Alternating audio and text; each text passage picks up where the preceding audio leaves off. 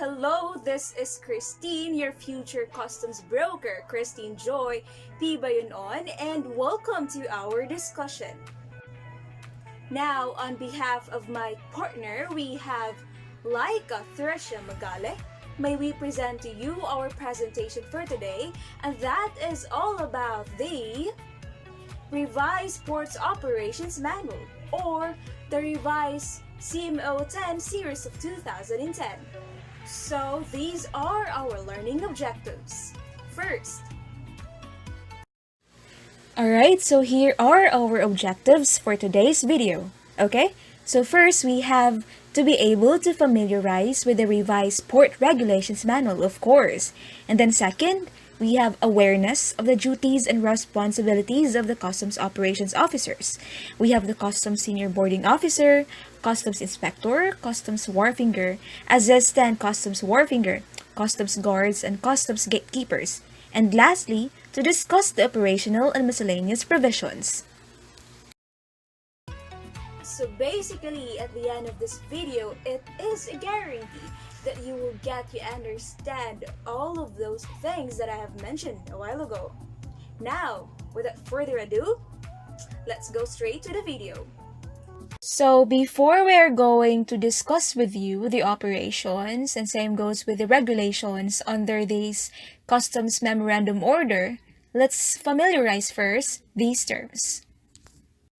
Now, first we have the ballast. So what is actually ballast? So ballast is actually a heavy cargo which is loaded on board the vessel or aircraft for the purpose, of course, of making it steady and to enable it to navigate in the event of scarcity of other cargo. Now, when we say berth, it is the part of the pier or wharf that is occupied by a vessel or any place in which a vessel may lie at an anchor or at a dock.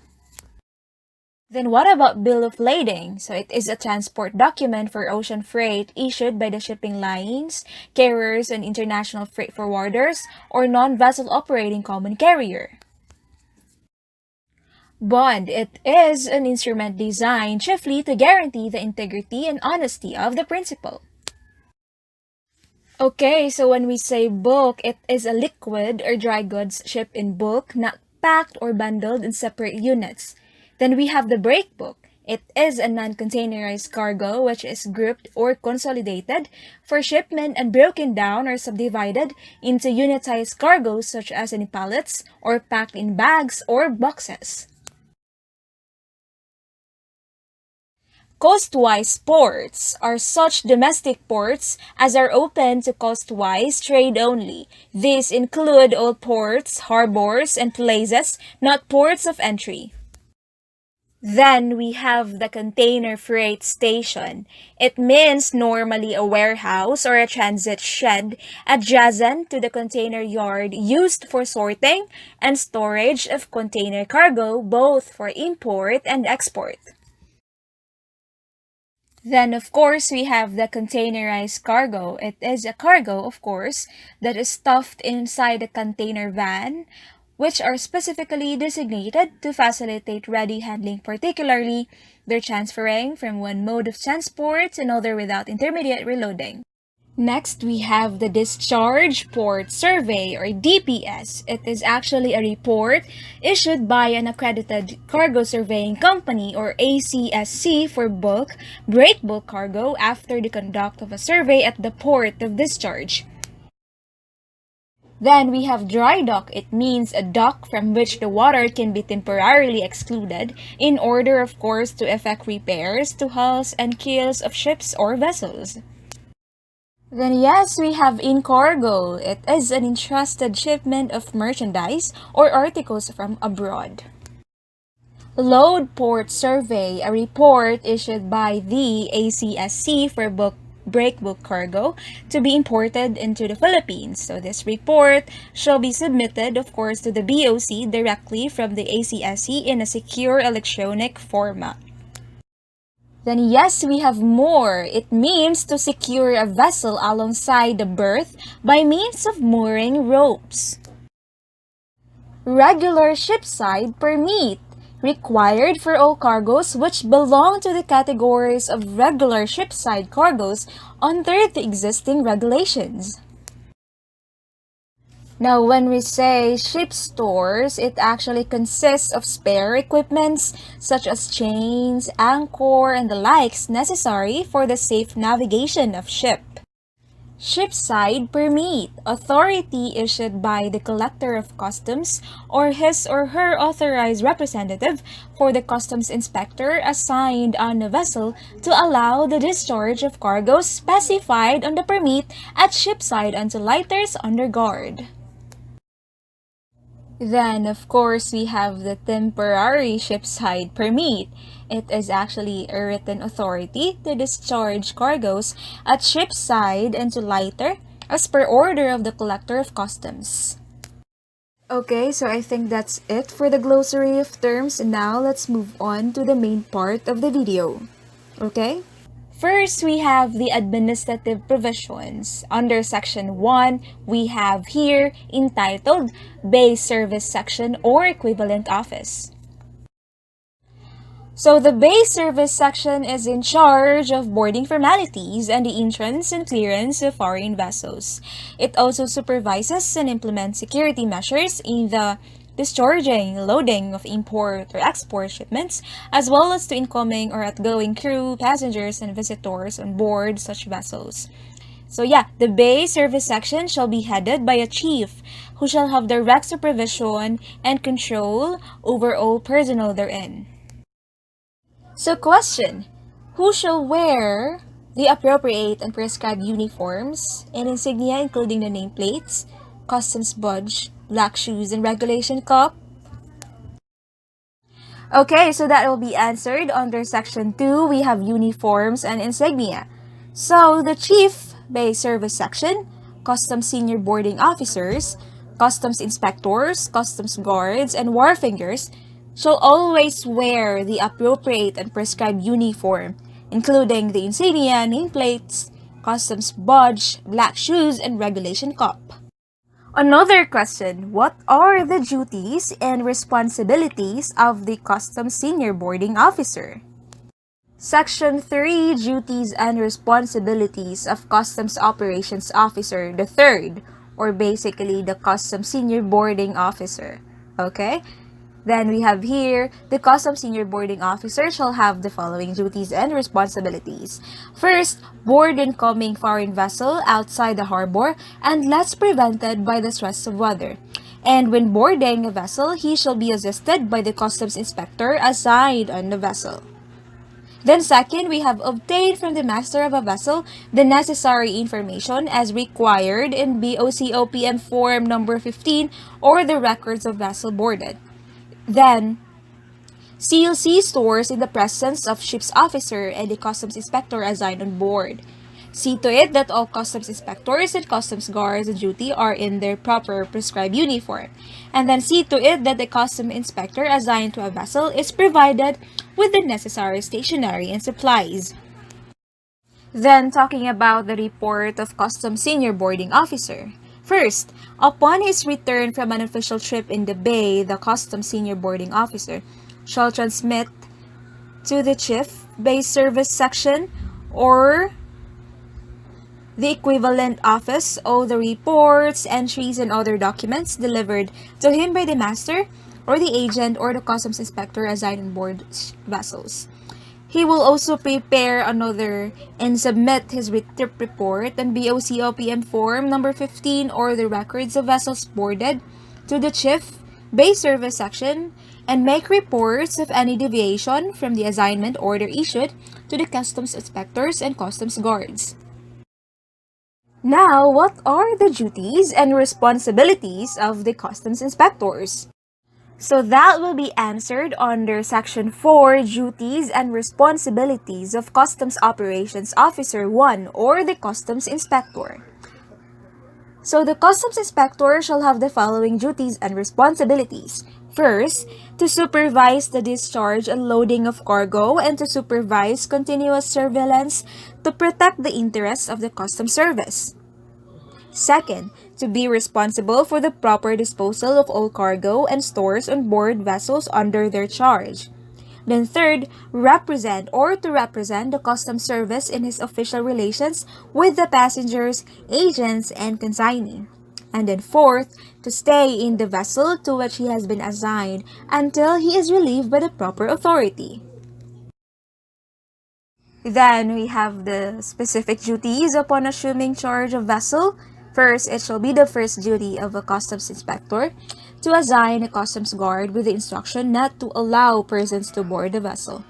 And relationship of customs inspectors with customs guard under his supervision. So he shall see to it that the customs guards are in complete uniform and present a neat and clean appearance. The customs inspector shall also report to the customs senior boarding officer the unexplained absence of any customs guard. So again, he shall maintain a logbook to keep a record of events during his tour of duty, to include customs guards sent ashore or to another vessel on official business, specifying the following. We have the time of departure, the nature of the business, of course, the destination, where and when he is to report upon the completion of this business, and the time returned. And, of course, the report after termination of duty. So the customs inspector shall immediately report the Chief Bay Service Section and submit all reports relative to his assignment to the latter, who shall properly endorse them. And upon submission, he shall register the time and date of his vessel's departure. And the reports of a customs inspector shall include as supporting documents the following documents.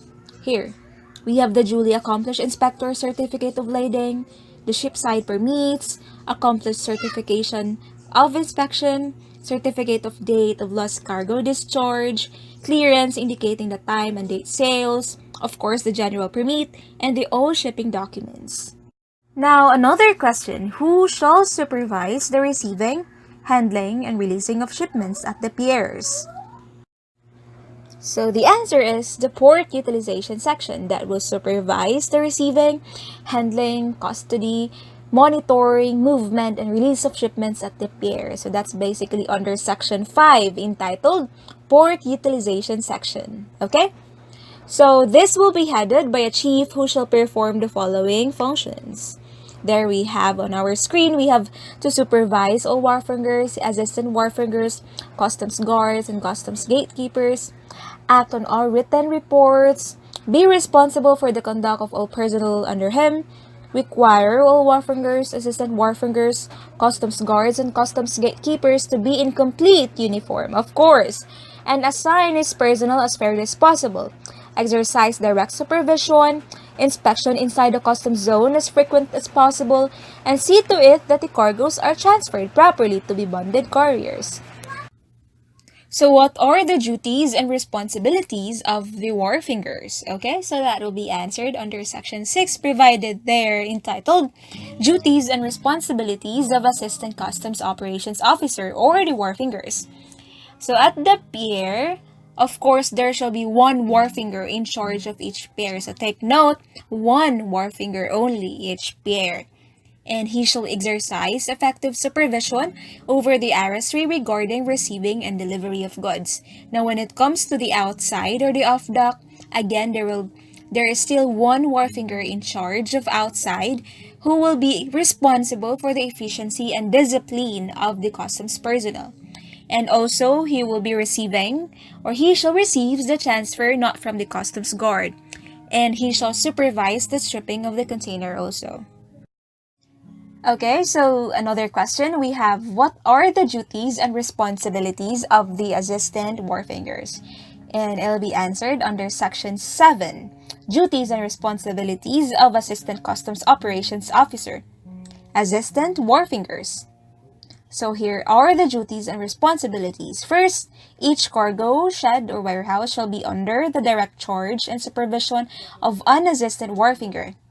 He will also be preparing rates and submits rating to the wharfinger in charge of the pier, and will also supervises the opening and closing of the cargo shed or warehouse, and of course shall not allow unauthorized persons inside the cargo shed or warehouse, and he will also assist the wharfinger in charge of the pier and to execute all his orders. Now another question, what about the duties and responsibilities of customs guards? So basically that is already indicated there in section 8, the duties and responsibilities of Assistant Customs Operations Officer, the Customs Guards. So at the pier, the Customs Guard himself shall see to it that no inflammable, dangerous, and obnoxious cargoes are discharged on the dock without permits. And he will also see to it that all deliveries are made and recorded on the delivery sheet. And of course, the outside of the off dock, he will also see to it that no person is allowed to board the vessel without a pass, and he will also conduct body searches on all persons, check cargoes being discharged, and at the same time, he will also see to it that no empty lighters that stays alongside the pier without permit. One more thing, outside or the off dock, the customs guard himself will also assist the shed or the warehouse wharfinger in supervising of cargo inside the shed or warehouse by the RSV operators. And he will also assist the shed, warehouse, or the wharfingers in attending the inventory of bad order cargoes and sign the bad order inspection certificate. Now, let's talk about the duties and responsibilities of the customs gatekeepers. Okay, we have there section 9 entitled Duties and Responsibilities of Assistant Customs Operations Officer, Designated Customs Gatekeeper. So first, we have the customs gatekeeper shall report at the terminal gate assigned to him and shall remain until properly relieved. He shall not allow merchandise to pass through the gate without a gate pass, of course. And he will also verifies and collects the customs copy gate passes. And the customs gatekeepers himself, assigned at the exit gates, is required also to open all empty containers to verify and shall keep record of the permits issued. Yes, reporting time. Under the same administrative provision, Section 10, Reporting Time of Customs Personnel. The reporting time for customs senior boarding officers, customs inspectors, and customs guards are as follows. So they shall report at and stay in the office of the chief, Piers, and inspection divisions and observe the customs senior boarding officer also. The same with the customs inspectors and customs guard assigned to vessels arriving before 8 a.m. and after 5 p.m. shall report for duty at least 2 hours before the vessel's estimated time of arrival. Then we have section 11 entitled Meals and Accommodations for Designated Customs Inspectors and Customs Guards. Wow! So A, on board vessel. The customs senior boarding officer shall, when necessary, invite the attention of the master of the vessel to customs regulations which require the serving of meals and providing of suitable accommodations to customs inspector, customs guard assigned on board. What about to output or travel expenses? Of course, so the customs inspectors and customs guards shall be allowed suitable accommodations for board in lodging, subject to existing rules and regulations, of course. Now we are down to the last section for the administrative provisions. We have section 12, leave of absence. So the application for vacation leave shall be filed and approved before such leave of absence is enjoyed by any officer or employee, unless prevented by unforeseen circumstances beyond his control. Good day. I am Lyca Threcia Magale, and I will be discussing the operational provisions. Section 13 is statutory provisions on entrance and clearance. The provisions of Section 1201 to 1218 of CMTA, as amended on entrance and clearance of vessels, are deemed incorporated in this. Section 14 is pre-arrival. A. Notice of Arrival or NOA with estimated time of arrival or ETA. The shipping agent or representative of any vessel engaged in foreign trade entering any of the Philippine ports of entry shall notify the Piers and Inspection Division, Bay Service Section of the vessel's arrival and all other particulars at least 24 hours in advance. B. Assignment of Customs Boarding Team. The Customs Boarding Team shall assign by the Chief Bay Service Section through a duly signed assignment order. C.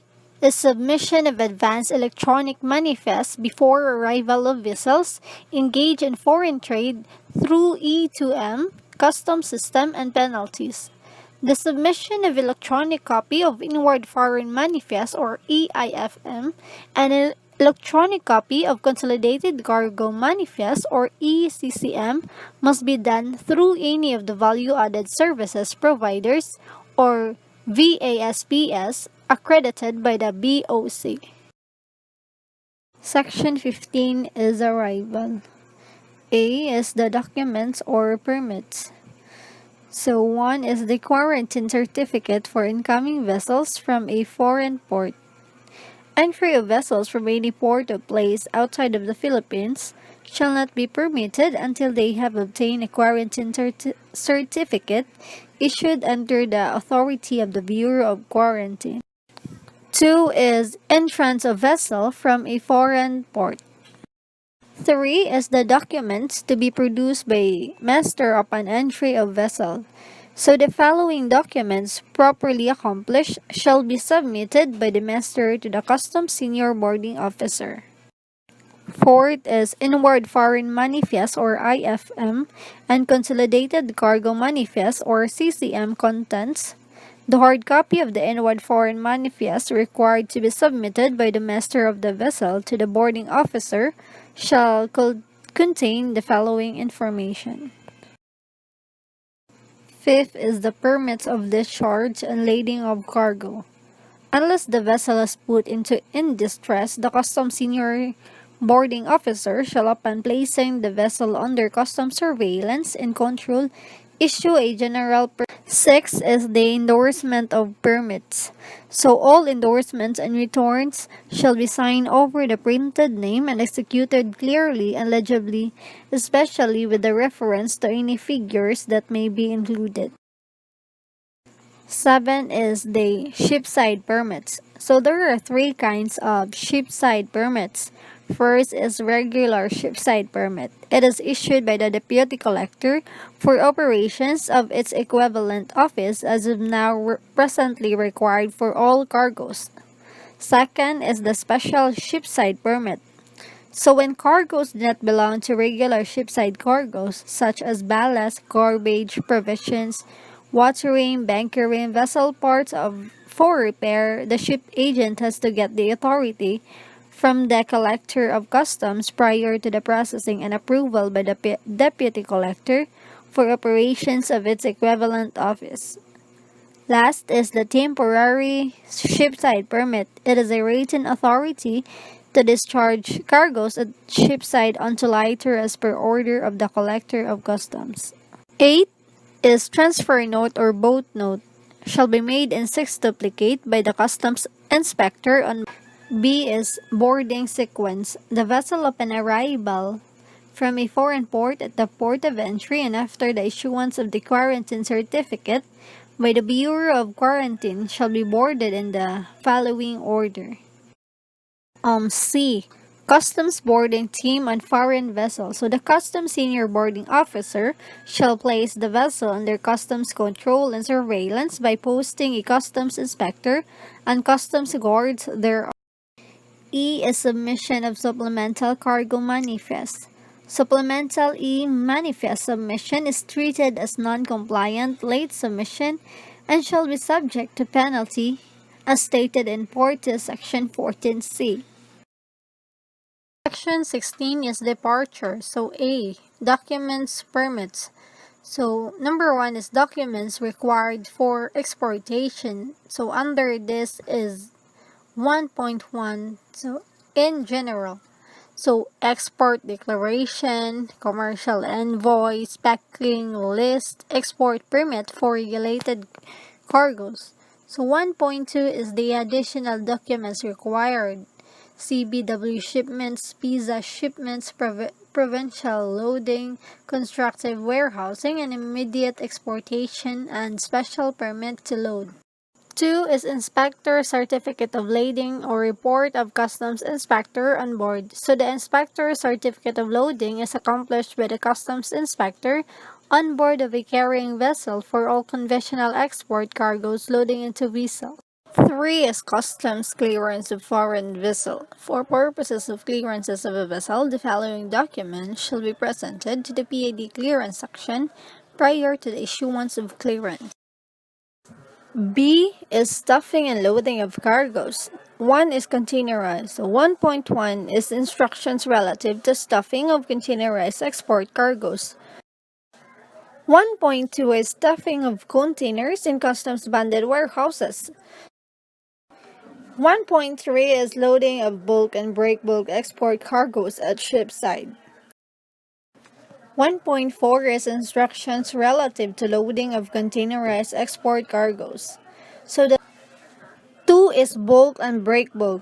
So 2.1 is Loading of export cargoes at dockside. Export permits covering export loading shall be presented to the customs inspector prior to actual loading. The customs guard shall make a tally of the actual packages and containers being loaded, checking the numbers of the packages, marks, and numbers against the export entry of presented. 2.2 is Loading of bulk and break bulk export cargoes. So the customs inspector on board a vessel shall permit the loading of export cargo only upon presentation of an authority to load. 2.3 is Loading of passengers' baggage or crew personal effects. The customs inspector on board shall not examine incoming passengers' baggage. However, if no examiner is on hand during nighttime, Sundays, and holidays, the customs inspector on board may inspect and pass the hand-carried personal effects of incoming passengers, retaining on board articles, goods, and effects subject to duty and/or tax, which should be sent to the office of the Bay Service Section, PID or its equivalent office, under transfer notes and. Section 17 is Customs Transit.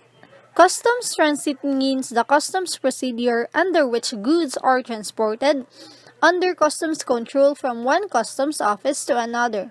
Custom transit operation refers to the transport of goods from one office of departure to an office of destination under customs transit. Section 18 is transshipment. So, customs a procedure under which goods are transferred under customs control from the importing means of transport to the exporting means of transport within the area of one customs office, which is the office of both importation and exportation. That means foreign transshipment. A. Special instruction to customs inspectors relative to the discharge of tranship cargo. B is instructions relative to foreign transshipment by CCCD. Section 19 is transfer of imported cargo to outside CYCFS by CCCD. After having been duly processed at the office of the Deputy Collector for operations, the permit to transfer to outside CYCFS shall be coursed through the Customs Container Control Division for posting of container numbers and their eventual transfer. Good day, I am Lyca and I will be discussing miscellaneous provisions. Section 20 is Certificate for Quarantined Cargo.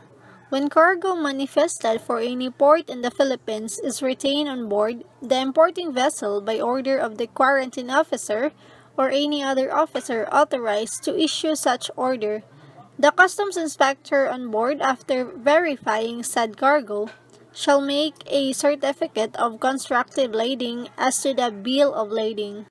Section 21 is use of boarding watercraft. So the customs senior boarding officer shall not permit anyone to go with the customs boarding watercraft upon departure from the pier except customs inspectors and customs guard duly assigned to vessels to be. Section 22 is baggage declaration entry.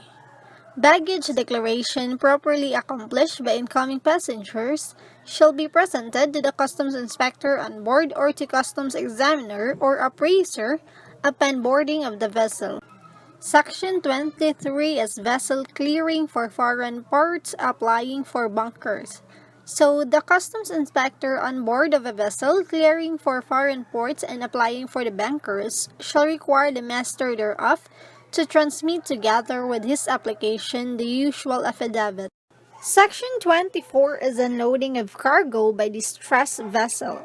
So, a distressed vessel in port desiring to unload cargo for the duration of the vessel's sojourn thereat may be issued a permit to discharge her cargo upon written request of the master or agent, approved by the collector of customs under such terms and conditions he may deem proper. Section 25 is ship's mail. So, a ship's mail shall be examined as they are being taken from the ship, and all mails addressed to persons other than the agents of the vessel shall be delivered to the mail clerk. Any dutiable article or merchandise other than mail found in the mail bags shall be subject to duties and taxes or seizure. Section 26 is laborers and ship's laundry. So all stevedores, laborers, and other persons of similar status shall be thoroughly searched by or under the immediate supervision of the customs inspector on board upon their leaving the vessel. Any such person found with pilfered articles of those not authorized for discharge in his person shall be arrested. Section 27 is seizures. The customs inspector or customs guard making seizure shall deliver to the owner or the claimant, and if unclaimed, to the master of the vessel, a receipt describing the articles seized. Section 27 is seizures.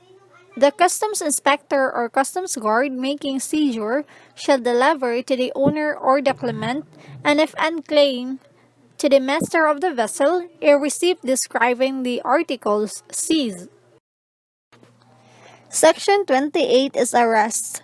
Upon searching a vessel or any person on board thereof, the customs inspector or customs guard on board is authorized and required to search, arrest, and even detain, conformably with law, any person found committing act or acts contrary to law. Section 29 is small boats alongside vessels. Small boats authorized by the PPE to engage in ferry services may be permitted to come alongside the vessel. A customs guard shall be stationed at all times while a small boat, launch, or any watercraft is alongside, and it shall be thoroughly searched before being permitted to depart. Section 30 is customs guards for vessel lying alongside. A customs guard shall be detailed by the customs inspector on board of a vessel when another vessel is lying alongside, whose duty shall be to see that no contraband articles or merchandise is passed from one vessel to another. Section 31 is having anchor on sail. Upon receipt of a notice of clearance, the customs inspector on board shall allow the vessel to have anchor and sail. But if for any reason the ship does not leave and remains in port for more than 48 hours after the time of departure indicated in the clearance, the master of agent shall be required to secure from the customs clearance officer an extension of time for departure without which the original clearance shall be no of force or effect. Section 32 is repair of vessel equipment. So upon the filing of a ban under guard, Section 105 of the Tariff and Customs Code of the Philippines as amended, guaranteeing the re-exportation and approved by the Collector of Customs, the landing of sails, casks, chronometers, and other portions of the vessel's equipment for the purpose of having them repaired shall be permitted. Section 33 is conversion of vessel status. Under the section, we have A, from foreign to coastwise. So vessels of foreign status may be converted to a coastwise status after the following requirements are fully complied with and submitted to the Collector of Customs through the Customs Clearance Officer as prerequisite to the issuance of the clearance. Section 33 is conversion of vessel status. Under the section, we have A, from foreign to coastwise. So vessels of foreign status may be converted to a coastwise status after the following requirements are fully complied with and submitted to the Collector of Customs through the Customs Clearance Officer as prerequisite to the issuance of the clearance. B is from coastwise to foreign, so vessels of a coastwise status may be converted to a foreign status subject to the following requirements. First, certification of conversion issued by the Maritime Industry Authority. Second is duly processed export declarations or permits. Section 35 is refuse and garbage. No refuse, garbage, and the like shall be thrown or jettisoned inside any harbor, more especially while the ship is alongside piers. All damaged and routine cargo shall be disposed of upon arrangement and permission of the Collector of Customs and at the area designated by said official or duly authorized representative after consultation with the Philippine Coast Guard and or the Department of Environment and Natural Resources. Section 36. Firearms Care and Use. Care should be exercised in the use of firearms. The unnecessary display of firearms is prohibited. An employee should remember that the law will hold him personally responsible for the results of the use of firearms by him. A weapon should not be drawn or used except in self-defense or to prevent the commission of a felony. Section 37 is instructions relative to discharging, withdrawal, and loading of empty containers. First is discharging of empty containers. The shipping agent prior to the discharge of empty containers shall furnish the Customs Container Control Division a copy of the approved sequence of discharge and a separate listing of empty containers to be discharged from the carrying vessel for monitoring aging purposes. Second is withdrawal of empty containers. The shipping agent concerned shall be present a letter request to the Chief Customs Container Control Division for withdrawal of empty container from the pier.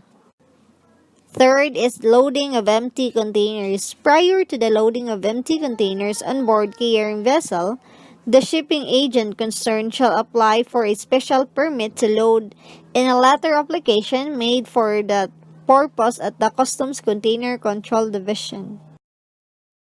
Section 38. Instructions relative to the withdrawal of shut-out containerized export. Number 1 is withdrawal of shut-out containerized export cargoes. All applications for the withdrawal of shut-out containerized export cargoes shall be directly filed with the ship's CCCD or its equivalent office. Section 39 is shifting of cargoes. So, shipping agent shall submit a written request for shifting of cargoes to the Office of the Chief, Piers, and Inspection Division, which in turn shall recommend its approval to the Deputy Collector for operations. Section 40 is devanning, stripping, and stuffing. So, consignee shall submit a written request for devanning, stripping, and stuffing to the Office of the Chief, Piers, and Inspection Division, which in turn shall recommend its approval to the Deputy Collector for operations. Okay, so we have section 41, direct to truck transfer. So, for the direct transfer of container or cargo from vessel to truck, a consignee customs broker shall submit a written request to the Office of the Chief, Piers, and Inspection Division, which in turn shall recommend its approval to the Deputy Collector for operations. Section 42, we have the overtime permit. So, all requests for overtime work by Piers and Inspection Division, personnel other than those regular activities mentioned in this manual shall be recommended by the Chief, Piers, and Inspection Division, or its equivalent office, and approved by the Deputy Collector for operations. Then we have section 43, discharging of vessel sludge. Now, all requests for discharging of vessel sludge shall be recommended by the Chief, Piers and Inspection Division or its equivalent office and approved by the Deputy Collector for operations. A sample of sludge shall be taken by the customs examiner from Formal Entry Division or its equivalent office for examination purposes. Then we have Section 44, Bunkering Permit. So all requests for vessels bunkering or refueling shall be recommended for approval by the Chief, Piers and Inspection Division or its equivalent office to the Chief Port Operations Service or the AOCG. Then we have Section 45 entitled Leisure or Raising Yacht. So it is actually the last section for the miscellaneous provision. Okay? So the boarding formalities shall as far as practicable apply to leisure crafts, foreign fishing vessels, and local fishing vessels from abroad. So this provision shall include all vessels arriving in the country that are participants of regattas or similar competitions. So basically, during boarding formalities, the master himself or the owner of the yacht or other similar vessel shall manifest or even state its intention or the purpose of its journey in the Philippines.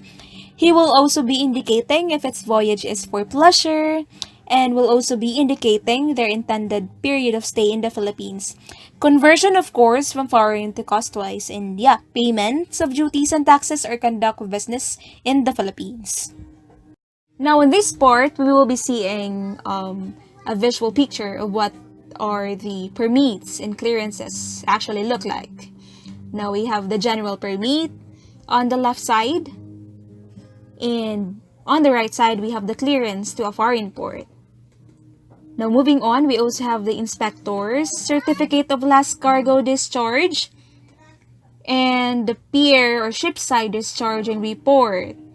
So, take a look at these examples, of course. And we have the container discharging report, name of the loader, of course. And lastly, we have the oath of entering vessel from foreign port. So, basically, those are the documents, permits.